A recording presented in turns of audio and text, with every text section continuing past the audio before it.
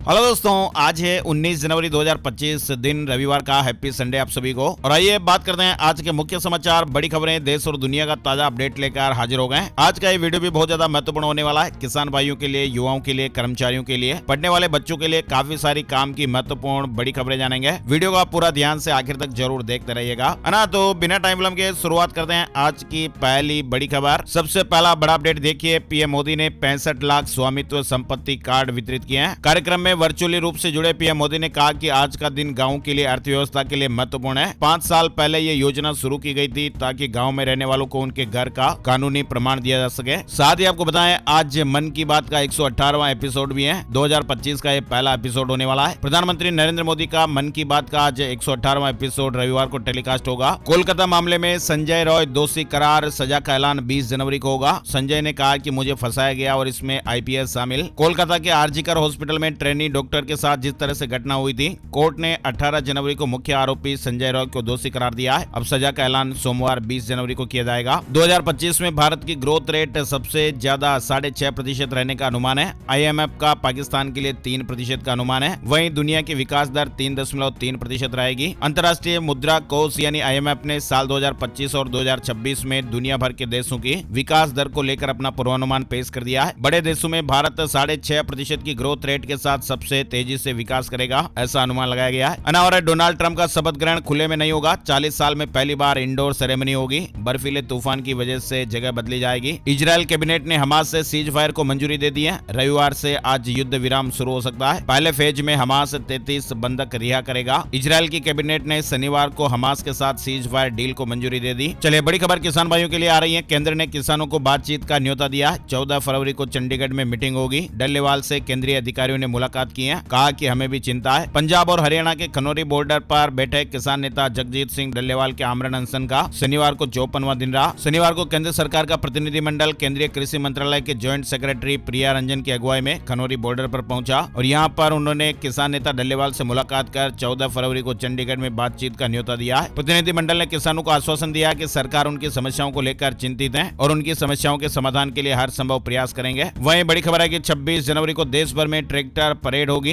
राकेश टिकैत ने ऐलान किया है। महाकुंभ क्षेत्र में भारतीय किसान यूनियन के किसान महाकुंभ राष्ट्रीय चिंतन शिविर में राकेश टिकैत ने कहा कि देश का किसान 26 जनवरी को देश भर में ट्रैक्टर परेड करेगा। साथ ही शंभू और खनौरी बॉर्डर पर चल रहे आंदोलन और किसान समस्याओं को लेकर उत्तर प्रदेश में भी किसान मजदूर महापंचायत करेंगे। देश में चल रहे आंदोलन में हम किसानों के साथ हैं, राकेश टिकैत ने इस तरह से बात कही है। हिमाचल प्रदेश के चंबा में शनिवार दोपहर करीब 3:51 पर भूकंप के झटके महसूस किए गए। रिक्टर स्केल पर इसकी तीव्रता 3.2 मापी गई है। नाइजीरिया को ब्रिक्स पार्टनर देश का दर्जा मिला है। ब्राजील ने ऐलान किया और अब तक 9 देश ऑफिशियल ब्रिक्स पार्टनर बन चुके हैं। अफ्रीका महाद्वीप का देश नाइजीरिया औपचारिक रूप से ब्रिक्स का पार्टनर सदस्य बन गया है।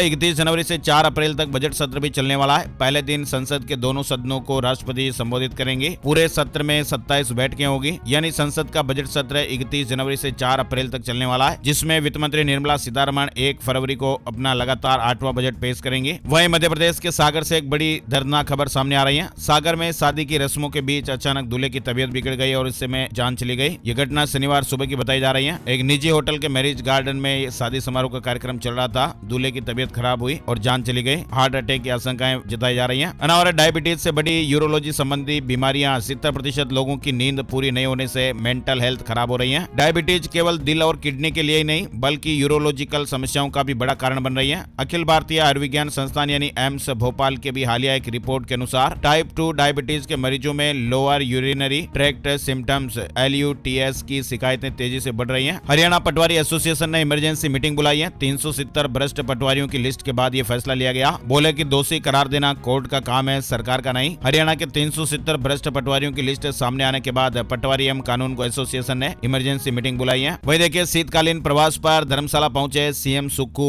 हिमाचल प्रदेश से बड़ी खबर। हिमाचल प्रदेश के मुख्यमंत्री सुखविंदर सिंह सुक्खू धर्मशाला पहुंच गए। धर्मशाला में शीतकालीन प्रवास के पहले ही मुख्यमंत्री सुक्खू कई प्रोजेक्ट का उद्घाटन और शिलान्यास किया। सीएम सुक्खू अगले 9 दिन तक धर्मशाला से ही सरकार चलाएंगे। दिल्ली में अब किराएदारों को भी फ्री बिजली और पानी की सुविधा मिलेगी। आम आदमी पार्टी के चीफ अरविंद केजरीवाल ने यह नया वादा किया है। दिल्ली विधानसभा चुनाव से पहले अरविंद केजरीवाल ने यह घोषणा की है कि चुनाव के बाद आम आदमी पार्टी सरकार बनने पर दिल्ली में रहने वाले किराएदारों को भी फ्री बिजली और पानी की सुविधा मिलेगी। दिल्ली में विधानसभा चुनाव को लेकर सियासी हलचल भी काफी तेज है। और मेरठ में नकली नोटों के धंधे का भंडाफोड़ हुआ है। एक कंपाउंडर समेत 2 आरोपियों को गिरफ्तार किया गया। 10,000 रुपए की फेक करेंसी भी बरामद की गई। एक कंपाउंडर क्लिनिक खोलकर नकली नोटों का धंधा कर रहा था और पिछले 6 महीने से आरोपित लाखों के नकली नोट बाजार में उतार चुके हैं। बड़ी खबर देखिए, टेक्सास में भारतीय बिजनेस लीडरों से मिले एलन मस्क। भारत और अमेरिकी संबंध समेत कई मुद्दों पर बातचीत की गई है। भारत के कई बिजनेस लीडर ने टेस्ला के मालिक एलन मस्क से मुलाकात की। पीएफ से जुड़ी बड़ी खबर आ रही है। ऑनलाइन बदल सकेंगे नाम और जन्म तिथि, एम्प्लॉयर की परमिशन की जरूरत नहीं पड़ेगी। यूएएन 1 अक्टूबर 2017 से पहले जारी होने की स्थिति में नियोक्ता ईपीएफओ की मंजूरी के बिना भी विवरण को सही कर सकते हैं। यानी ऐसे मामलों के लिए अब सहयोगी दस्तावेज की जरूरत को भी सरल बना दिया गया है। शनिवार से यह सुविधा भी शुरू हो गई। 7 करोड़ 60 लाख से अधिक सदस्य अब नियोक्ता द्वारा किसी भी सत्यापन या ईपीएफओ की मंजूरी के बगैर भी अपना नाम और जन्म तिथि जैसी व्यक्तिगत जानकारियों में ऑनलाइन बदलाव कर सकेंगे। चलिए, सभी बैंक खाताधारकों के लिए जरूरी अपडेट आ रहा है। अब फ्रॉड नंबर का फटाफट पता चल जाएगा। आरबीआई का बैंकों को निर्देश जारी हुआ है। कहा कि केवल इसी नंबर से ही ग्राहकों को कॉल करें। वित्तीय धोखाधड़ी पर लगाम लगाने के लिए आरबीआई ने बैंकों को खास निर्देश जारी किए हैं। ग्राहकों को कॉल करने के लिए बैंकों को 1600 फोन नंबर सीरीज प्रचार के लिए 140 फोन नंबर सीरीज का उपयोग करने को कहा है। यानी आरबीआई ने बैंकों से कहा कि लेन देन के उद्देश्य से अगर आप ग्राहकों को कॉल कर रहे हैं तो केवल 1600 फोन नंबर की सीरीज का उपयोग किया जाए। अगर बैंक और अन्य विनियमित संस्थाएं प्रचार उद्देश्यों के लिए ग्राहकों को कॉल या एसएमएस करती हैं तो उन्हें 140 फोन नंबर सीरीज का उपयोग करना चाहिए। बैंकों को आरबीआई ने सर्कुलर जारी किया है और 31 मार्च से पहले ये निर्देश बैंकों को मानने जरूरी होंगे। वहीं आरबीआई ने सभी बैंकों से यह भी कहा कि वे सभी मौजूदा और नए खातों और लॉकर में नॉमिनी सुनिश्चित करें। किसान भाइयों के लिए बड़ी सौगात, हर साल 10,000 रुपए देगी ये सरकार। छत्तीसगढ़ से बड़ी खबर आ रही है। छत्तीसगढ़ के सीएम विष्णुदेव साय ने शनिवार को यह बड़ी घोषणा की। उन्होंने कहा कि राज्य सरकार मोदी की एक और गारंटी को पूरा करने जा रही है। राज्य में भूमिहीन किसानों को हर साल 10,000 रुपए की मदद दी जाएगी। 5 लाख से ज्यादा किसानों को यह सौगात मिलने वाली है। छत्तीसगढ़ में भूमिहीन किसानों को सरकार हर साल 10,000 रुपए की मदद देगी। अनावर राहुल गांधी आंदोलन कर रहे बीपीएससी अभ्यर्थियों से मिले, कहा कि संसद में मामला उठाएंगे। लोकसभा में नेता प्रतिपक्ष और कांग्रेस सांसद राहुल गांधी ने शनिवार को पटना के गर्दनी बाग में आंदोलन कर रहे बीपीएससी अभ्यर्थियों से मुलाकात कर उनकी मांगों को अपना समर्थन दिया है। वहीं देखिए, हिंदी मीडियम से पढ़ाई करने वालों के लिए गुड न्यूज आ रही है। उत्तर प्रदेश, उत्तराखंड, बिहार और झारखंड के हिंदी बहुल इलाकों के छात्रों के लिए सुविधा दी जाएगी। यानी हिंदी मीडियम से पढ़ाई करने वाले छात्र छात्राएं बिना किसी फीस के नीट और जेईई जैसी परीक्षाओं की तैयारी हिंदी में कर सकेंगे। और इसके लिए नामी इंस्टीट्यूट ने अपना हिंदी यूट्यूब चैनल भी लॉन्च कर दिया है। आकाश इंस्टीट्यूट के यूपी उत्तराखंड रीजनल हेड ने शुक्रवार को इसकी जानकारी दी। यानी इसके जरिए कक्षा 8वीं से 12वीं तक के छात्र बिना किसी फीस के इन परीक्षाओं की तैयारी कर सकेंगे। झारखंड के कोयला कर्मचारियों के लिए ऐलान हुआ है। पीएफ पर 7.6% ब्याज मिलेगा। झारखंड के पैरा शिक्षकों को झटका लगेगा। हाई कोर्ट ने क्वालिफाइंग मार्क्स में मिलने वाली छूट को प्रावधान को रद्द कर दिया है। सहायक आचार्य नियुक्ति के लिए प्रयासरत राज्य के पैरा शिक्षकों को हाई कोर्ट से यह झटका लगा है। हाई कोर्ट ने शुक्रवार को पैरा शिक्षकों को क्वालिफाइंग मार्क्स में छूट देने के प्रावधान को रद्द कर दिया। झारखंड विधानसभा की 25 समितियों का फिर से गठन हुआ है। कल्पना सोरेन को महिला बाल विकास समिति की जिम्मेदारी दी गई है। मध्य प्रदेश में काली कमाई के एक और धन कुबेर के ठिकानों पर छापेमारी हुई है। कई संपत्तियां मिलने की खबर है। मध्य प्रदेश पुलिस की आर्थिक अपराध शाखा ने शनिवार को उज्जैन में जिला सहकारी बैंक के एक रिटायर्ड अधिकारी के घर पर छापेमारी की।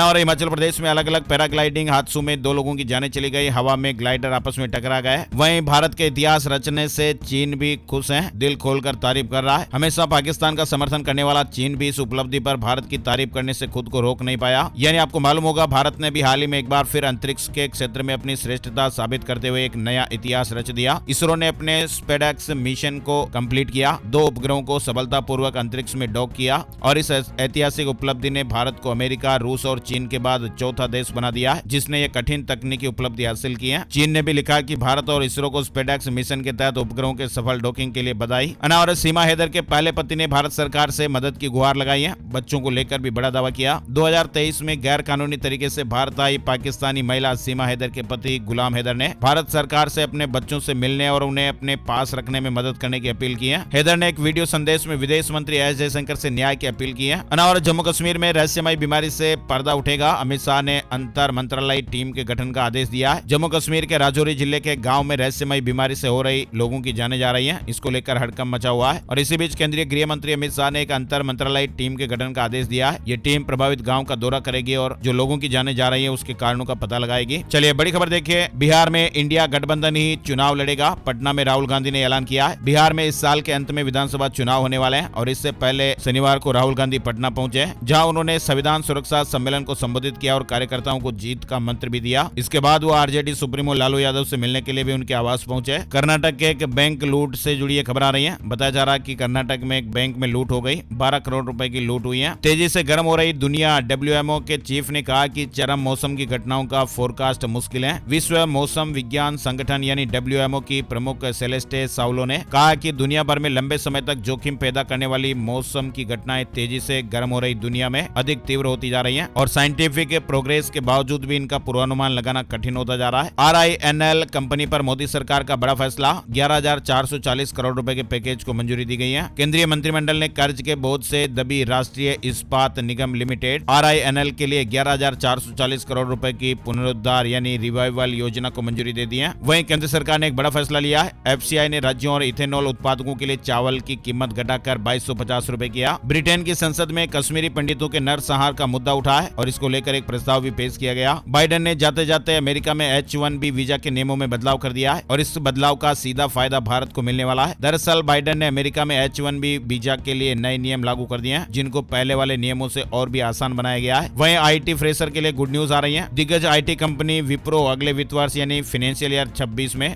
12,000 फ्रेशर्स को भर्ती करने की योजना बना रही है। फरीदाबाद की महिला मोनिका ने बताया कि वे केंद्रीय मंत्रालय से कई साल पहले लेबर वेलफेयर कमिश्नर के पद से सेवानिवृत्त हो चुकी हैं। बेटी दिल्ली में रहती हैं। 18 दिन तक ये महिला डिजिटल अरेस्ट बनकर रही। 40 लाख रुपए बदमाशों ने अकाउंट में ट्रांसफर करवा लिए। दिल्ली में सभी तरह की हवा में उड़ने वाली चीजों पर प्रतिबंध लग गया है। फ्लाइट्स के लिए भी नियम तय हुए हैं। गणतंत्र दिवस समारोह के मद्देनजर राजधानी दिल्ली में पुलिस ने सुरक्षा इंतजामों के तहत कई नियम लागू कर दिए हैं। अनावरा यूनिफॉर्म सिविल कोड की नियमावली तैयार, 20 तारीख को उत्तराखंड कैबिनेट में पेश होगी। उत्तराखंड में समान नागरिक संहिता लागू करने की तैयारियां लगभग पूरी हो चुकी हैं। 20 जनवरी को उमर अब्दुल्ला कैबिनेट की बैठक भी होने वाली है। जम्मू कश्मीर आबकारी नीति समेत कई प्रस्तावों पर मुहर लग सकती है। बिहार के सभी सरकारी स्कूलों में बड़ा बदलाव होने जा रहा है। नए सत्र से पहले ये काम हो जाएगा। छात्रों को कई सुविधाएं देने का प्लान है। स्कूलों में एक्स्ट्रा कक्षाएं बनाने का भी ऐलान हुआ है। साथ ही छात्र छात्राओं को स्कूल किट भी दी जाएगी। PM किसान सम्मान निधि से जुड़ी खबर देखिए। 19वीं किस्त पर नया अपडेट। बिहार में इस जिले के 10,000 किसानों की टेंशन बढ़ सकती है। प्रधानमंत्री किसान सम्मान निधि योजना की 19वीं किस्त जारी होने वाली है, लेकिन बिहार के 9,903 किसानों के लिए किस्त अधर में लटक सकती है। इन किसानों ने अब तक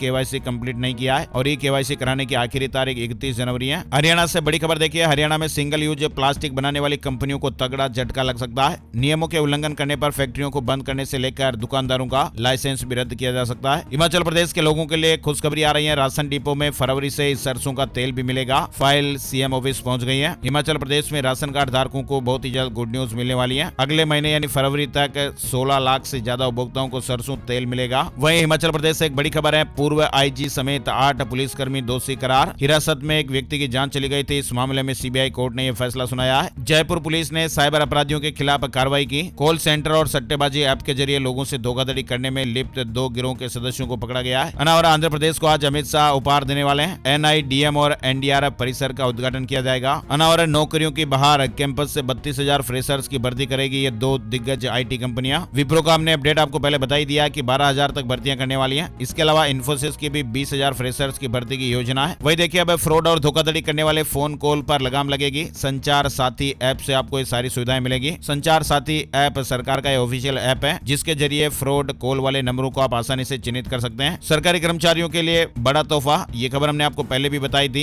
एक नोटिफिकेशन अभी जारी हुआ हाल ही में। सभी लेवल के सरकारी कर्मचारी अब अपनी अवकाश यात्रा रियायत LTC का लाभ उठाते हुए अत्याधुनिक वंदे भारत, तेजस और हमसफर एक्सप्रेस में ग्लोबल लेवल ट्रेवल की सुविधा उठा सकते हैं। सरकारी कर्मचारियों के पास अब कुल 385 ट्रेनों में यात्रा करने का विकल्प है, जिसमें 136 वंदे भारत, 97 हमसफर और 8 तेजस एक्सप्रेस ट्रेनें शामिल हैं। इससे पहले कर्मचारी राजधानी, शताब्दी और दुरंतो जैसी 144 हाई एंड ट्रेनों में AC यात्रा का आनंद ले सकते थे। चलिए कुंभ से जुड़ी महत्वपूर्ण अपडेट खबरें भी देख लेते हैं। महाकुंभ में योगी कैबिनेट की बैठक की तारीख तय हो गई है। सभी मंत्री प्रयागराज बुलाए गए। योगी सरकार 22 जनवरी को यहाँ कैबिनेट की बैठक करेगी। वहीं देखिए, राजनाथ सिंह ने संगम में डुबकी लगाई। वैदिक मंत्रों के बीच स्नान किया। राकेश टिकैत भी महाकुंभ पहुंचे, संगम में डुबकी लगाई। बोले कि योगी जी ने बहुत अच्छी व्यवस्था की है। वहीं महाकुंभ में मोरारी बापू की श्री राम कथा भी प्रारंभ हो गई है। 18 से 26 जनवरी तक ये कार्यक्रम चलेगा। वहीं खबर है कि महाकुंभ में 2 लाख करोड़ रुपए का बिजनेस, 40 करोड़ श्रद्धालुओं के आने से 10 लाख लोगों को रोजगार भी मिलेगा। प्रयागराज महाकुंभ में इस बार आस्था के साथ साथ अर्थव्यवस्था का भी विशेष संगम देखने को मिलेगा। पौष पूर्णिमा से महाशिवरात्रि तक चलने वाले 1.5 महीने के इस आयोजन में लगभग 40 करोड़ श्रद्धालुओं के आने की संभावना है। वहीं भारत मोबिलिटी एक्सपो में भी बड़ी बड़ी टेक्नोलॉजी पेश की जा रही है। यानी आने वाले समय में कौन कौन सी गाड़ियां, EV गाड़ियां, स्कूटी वगैरह आएगी, इसको लेकर भारत मोबिलिटी एक्सपो में अपडेट्स मिल रहे हैं। खबर है कि भारत मोबिलिटी एक्सपो में अब तक 34 कंपनियां शामिल हुई हैं। मारुति सुजुकी ने अपनी पहली ईवी भी रिवील की। वहीं हुंडई की सबसे सस्ती इलेक्ट्रिक कार क्रेटा ईवी भी लॉन्च हो गई है। इसके अलावा देखिए भारत की पहली सोलर पावर कार ईवा 3,25,000 रुपए में लॉन्च हुई। फ्लाइंग कार भी पेश की गई है। पुणे बेस्ड एक स्टार्टअप कंपनी वाईवे मोबिलिटी ने ऑटो एक्सपो में भारत की पहली सोलर पावर से चलने वाली कार जिसका नाम ईवा कार है ये लॉन्च की है। ये एक छोटी कार है जिसमें 2 व्यक्ति और एक बच्चा बैठ सकता है और कंपनी कार को एक बार चार्ज करने पर 250 किलोमीटर की रेंज का दावा कर रही है। होंडा एक्टिवा ई और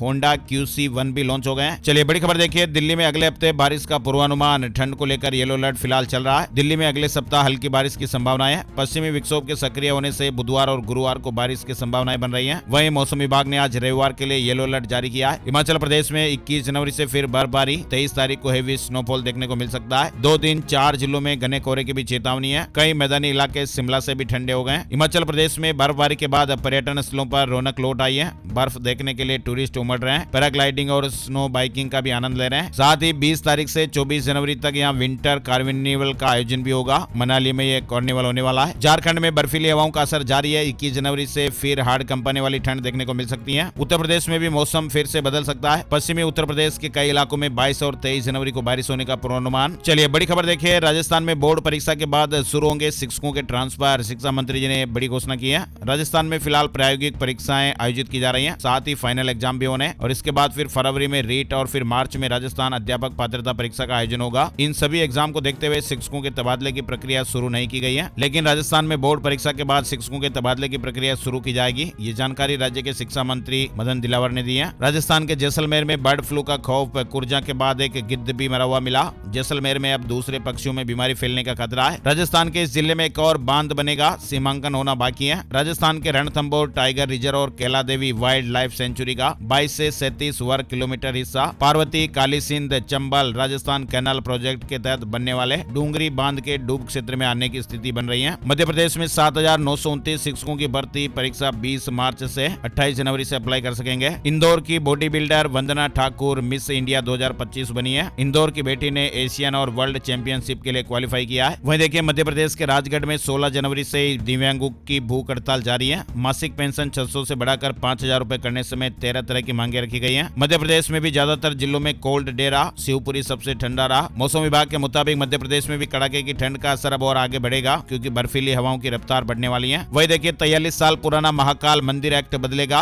उज्जैन के सभी बड़े मंदिर समिति का हिस्सा होंगे। रिटायर्ड IAS को प्रशासक की जिम्मेदारी संभव। मध्य प्रदेश के गाँव में भी राजस्थान और गुजरात पैटर्न पर ट्रांसफार्मर बदले जाएंगे। वहीं देखिए उत्तर प्रदेश से जुड़ी खबर, 23 से 27 जनवरी तक चलेगा उत्तर प्रदेश इंटरनेशनल ट्रेड। 300 से अधिक राष्ट्रीय और अंतर्राष्ट्रीय ब्रांड हिस्सा लेने वाले हैं। 2 लाख लोग इसमें एकत्रित होंगे। वहीं उत्तर प्रदेश में 23 जनवरी को प्रदेश व्यापी आंदोलन करेंगे बिजली कर्मचारी। लखनऊ में प्रदर्शन के दौरान कर्मचारी नेताओं ने ऐलान किया है। 21 जनवरी को किशनगंज में सीएम नीतीश कुमार का दौरा। 350 करोड़ की योजनाओं का शिलान्यास करेंगे। शिक्षा से लेकर बिजली तक के प्रोजेक्ट शामिल होंगे। पंजाब यूनिवर्सिटी में बड़ा बदलाव, सीनेट की 91 सीटें घटकर 45 होंगी। सिंडिकेट में भी आधे सदस्य। उपराष्ट्रपति के पास फाइल भेजी गई है। वहीं आपको बताएं इस हफ्ते सोना चांदी में तेजी रही। इस हफ्ते सोने के दामों में 1221 रुपए की बढ़ोतरी हुई है। वहीं चांदी में 552 रुपए की बढ़ोतरी हुई है। सोना 79,239 रुपए प्रति 10 ग्राम पर, वहीं चांदी 90,820 रुपए प्रति किलोग्राम पर है। और आइए अब आपको बताते हैं कि आखिर सितारे क्या कुछ कह रहे हैं। आज का राशि बल, आज 19 जनवरी रविवार को वृश्चिक राशि वाले लोगों को रुका हुआ पैसा मिल सकता है। वित्तीय योजनाओं पर काम करने के लिहाज से भी आज अच्छा दिन है। कर्क राशि वालों की इनकम के सोर्स बढ़ सकते हैं। कन्या राशि वालों के लिए भी आज दिन अच्छा रहेगा। तुला राशि के लोगों का लंबे समय से रुका हुआ कोई भी काम आज शुरू हो सकता है। इस राशि के नौकरी पेशा लोगों को मन मुताबिक काम मिल सकता है। मकर राशि वालों का फाइनेंस संबंधी रुका हुआ काम भी पूरा हो सकता है। कुंभ राशि वालों के बिजनेस में नए कॉन्टैक्ट बनेंगे। किसी योजना पर काम शुरू करने के लिहाज से मीन राशि वालों के लिए भी आज अच्छा दिन रहेगा। तो ये थे दोस्तों आज के मुख्य समाचार, बड़ी खबरें, हेडलाइंस और सुर्खियां, अपडेट। वीडियो कैसा लगा कमेंट करके जरूर बताइएगा। आप किस राज्य में निवास करते हैं, आपके राज्य का नाम भी जरूर बताइए, ताकि आपके राज्य से जुड़ी ज्यादा से ज्यादा खबरें हम हर रोज वाले वीडियो में शामिल करेंगे। इस वीडियो को आप अपने यार दोस्तों के साथ फेसबुक और व्हाट्सएप पर भी जरूर शेयर कर दीजिएगा। एक और नई जानकारी और वीडियो में फिर मिलते हैं, तब तक के लिए जय श्री राम, जय हनुमान।